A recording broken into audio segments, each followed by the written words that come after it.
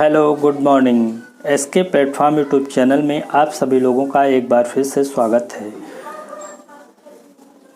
हम लोग पढ़ रहे थे केमिस्ट्री में लेसन फर्स्ट था रसायन विज्ञान की कुछ मूल अवधारणाएं। ये हमारा लेसन है, इसके बारे में पढ़ रहे थे। तो आज पढ़ेंगे अणु। अणु क्या होते हैं इसके बारे में जानेंगे। अणु है, लिखा है किसी पदार्थ का वह सूक्ष्मतम कण है जो स्वतंत्र रूप में रह सकता है, उसे अणु कहते हैं। किसी पदार्थ का वह सूक्ष्मतम कण है जो स्वतंत्र अवस्था में रह सकता है, वो क्या कहलाता है? अणु कहलाता है। परमाणु क्या है?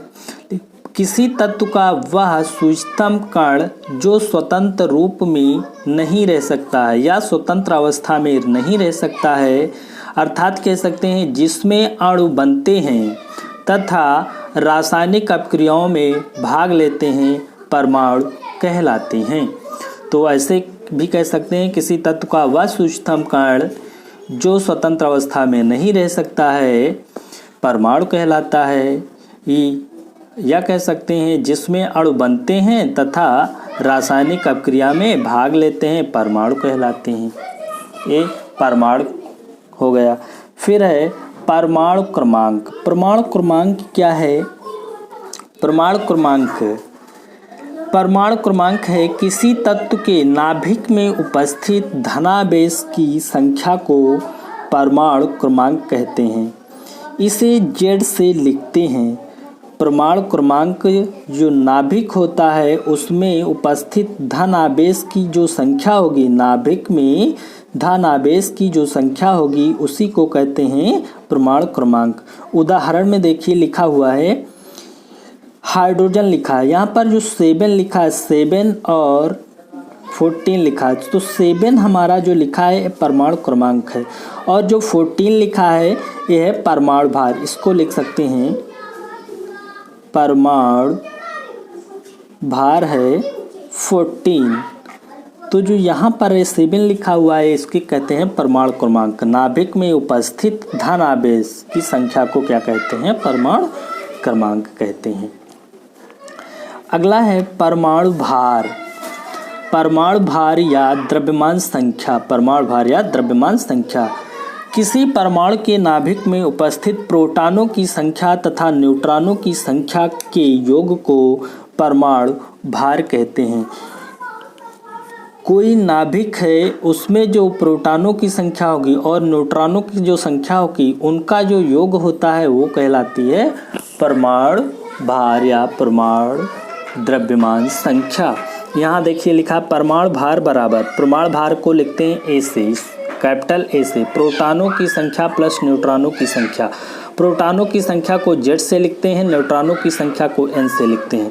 उदाहरण में लिखा हुआ है जिसे यहाँ पर देख लिए लिखा है परमाणु क्रमांक 8 है और ऑक्सीजन का है और परमाणु द्रव्यमान 16 है।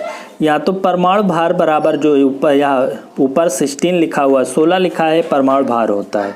ऊपर भी बता चुके हैं, यहाँ पर जो यहाँ पर 14 लिखा होता है तत्व के ऊपर, यहाँ पर क्या कहलाता है? परमाणु भार कहलाता है।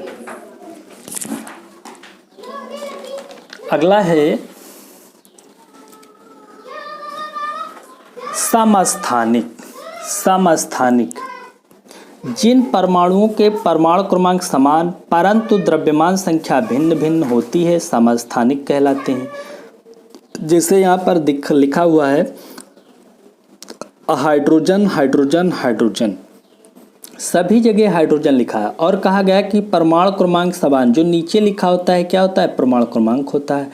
परंतु कह रहा है द्रव्यमान संख्या भिन्न भिन्न, यहाँ 1 है द्रव्यमान संख्या, यहाँ 2 है, यहाँ पर 3 है।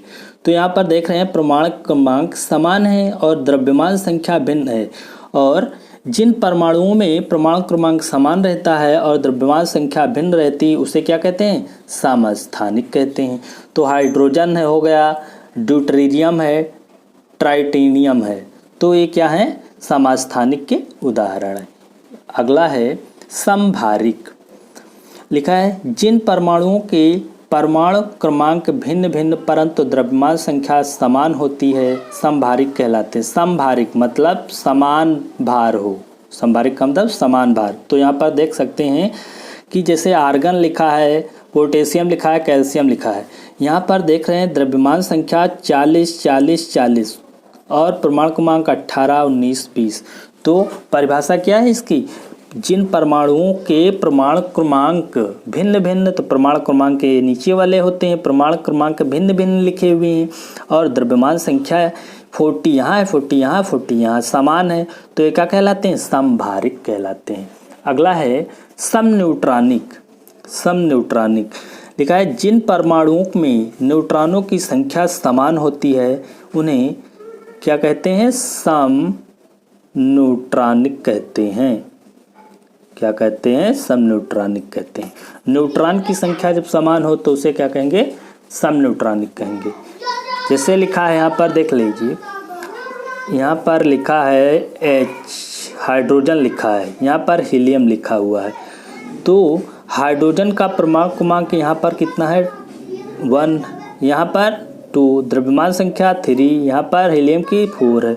तो 1H3 में न्यूट्रॉनों की संख्या बराबर होता है द्रव्यमान संख्या माइनस परमाणु क्रमांक।